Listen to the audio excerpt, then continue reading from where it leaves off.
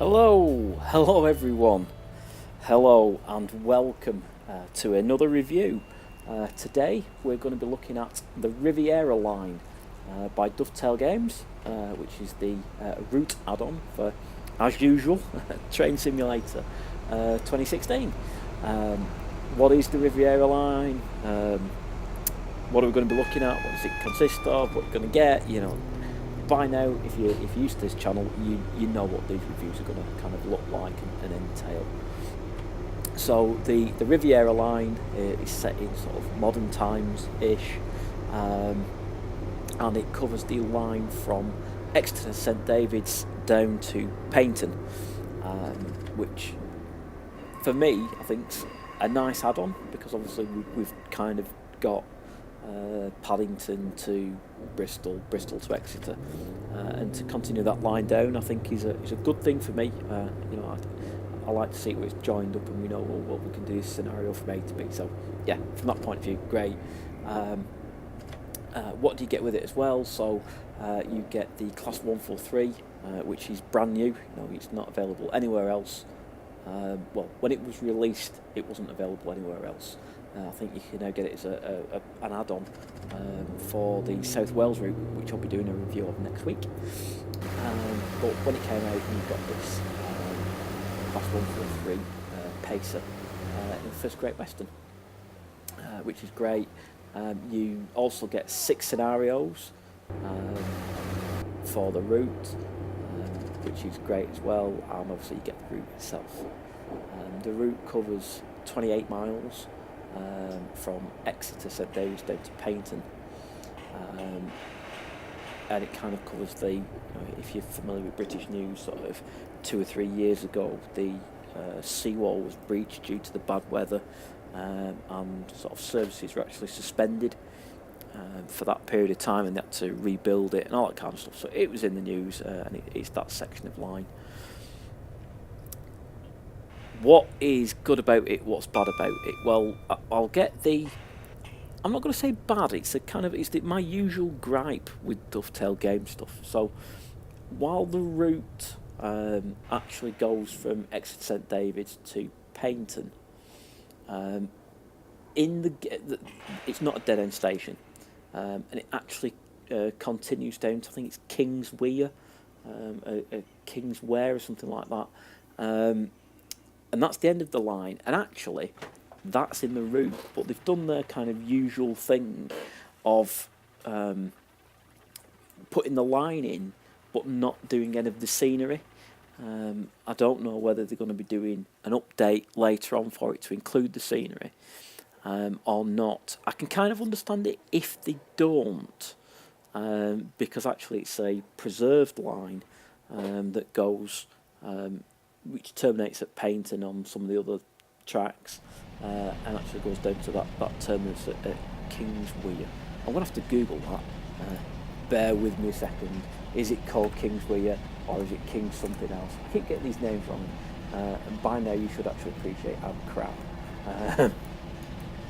and subject to getting things wrong. So yeah, where does it go down to? It goes down to, where's Paignton on this damn map? You can tell what I'm doing. I'm looking at Google Maps. So yeah, it goes down to King's Weir. That bit of track is included, but there's no scenery. Like I said, it is a preserved line, so I can kind of understand why they've not done it, because obviously there's no steam engines as part of the pack, and obviously modern stuff would look ridiculous and all that kind of stuff. But they have put the track bed in there, so don't know. Normally I'd moan about it, but they put it in. Should they just finish the paint, and you guys decide. You get the Class 143, which is brand new. I think that's great. I'm a big fan of these sort of little pacer units where I'm from. You get 142s, and I've done since I was a little boy. So yeah, all good stuff from that point of view.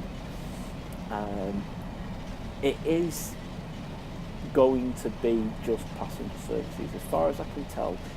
There are tracks off it, and it's a bit of a weird section of track.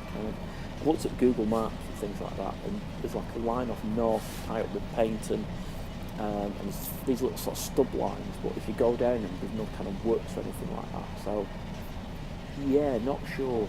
I think you're going to be stuck with just passenger services. But the nice thing is they've not done the usual. So if you've seen in the opening video at the bottom, there is a class 43 in there as well, so you can kind of not just see the class 143. So it's nice to have that variety in there so you don't get stuck. There is an Armstrong Powerhouse scenario pack for it. I've got it. I made a separate review on that. I'm going to start doing reviews on the Armstrong Powerhouse packs anyway. You know, the vast majority of the time they're excellent and worth every penny. But I may do a review on the Riviera Line one. Bit of controversy there. I'll have to hang in suspense as to kind of what I think about it. So yeah, it is going to be just passenger services. There's going to be obviously a bit of express in there. With the class 43s, there's going to be stopping services with the class 143. One thing that I didn't like was there's no free roam, so I couldn't do my usual camera pan through everything to kind of see what's going on. So yeah, it's a bit of a gripe, but you know, like that free roam normally is a lot of garbage anyway, so I can kind of understand why you don't put it in. But yeah, in the Steam, so it came out in before I go on to the price, it came out on the 20th of February 2014, so it's not an old route, but it's not kind of brand spanking new. The good thing about it is the detail of trackside stuff. It looks really, really good. I have a bit of weird graphic shadowing stuff around sort of the water and the waves crashing, and the waves crashing does look a bit gimmicky, but I can kind of understand why the engine probably doesn't support it or whatever. But the trees and the trackside scenery and that kind of stuff, this is one of them routes that feels like a line. And from that point of view, I really, really like it. You know, I like it from that point of view. I will question the longevity of this. I think once you've done stopping services both ways and an express service, and yeah, it's very much a point-to-point route, if you know what I mean. There's nowhere else to go. It is very, very short. It's 28 miles, which in European 45 kilometres. I don't think there's going to be a lot of life in it. Although saying that, for you know, in the Steam shop, it's currently $14.99, and for $14.99 you're getting a full model of the class 143 as well,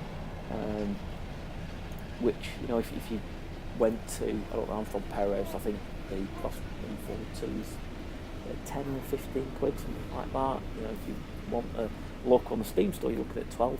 So depending on how you skin this, you're either getting a local for 14 quid and a free route, or a route which is alright for 15 quid and a free local. So yeah, whichever way you want to skin it, I think it's good value for money. You know, you can use this, you know, these class 143s appear everywhere across the UK. So if you're a scenario builder or a route builder, you know, for 15 quid, I think it's good value for money. And considering there's not a lot of variety in it, you're stuck to passenger services, and it's very, very short, I personally think it's good value for money. But again, that's my opinion. It's subject to the usual caveats of, you know, I'm not a route builder. I like kind of real timetable stuff. You know, this you're only ever going to see class 43s and class 143s unless you buy the Armstrong Powerhouse pack. But yeah, it's good. I think it's worth the money. Certainly if you've got the other ones, the Bristol to Exeter and that lot, and you're kind of a completionist and you want that long scenario, then yeah, I think you should probably go out and buy it. I think for 15 quid you could do a hell of a lot worse on the marketplace, and yeah, I think it's money well spent. So as usual, thank you very much for watching. What I've got coming up next week is I've got the new South Wales route, and so far I'm uber impressed with that, but we'll talk about that next week. I may have a cheeky video between now and then. I'm going to be doing a review of the Armstrong Powerhouse sound pack for the what is it? Cost 421. The slam door stuff from the south of London. You know, I've got a lot of sound packs already, so I can't obviously do a comparison. But I'm looking to do a comparison video between the two because I've just bought it and it should be interesting. So as usual, thank you very much for watching. It's very much appreciated. Any constructive criticism, positive or negative, please feel free to add it in the comments. If you like it, press the like button, and if you like it that much, every week you're going to get a video, so subscribe. Catch you next time. Have a great bank holiday weekend. Here in the UK, it's bank holiday, yay! And I'll catch you next time. Thanks again. Bye bye.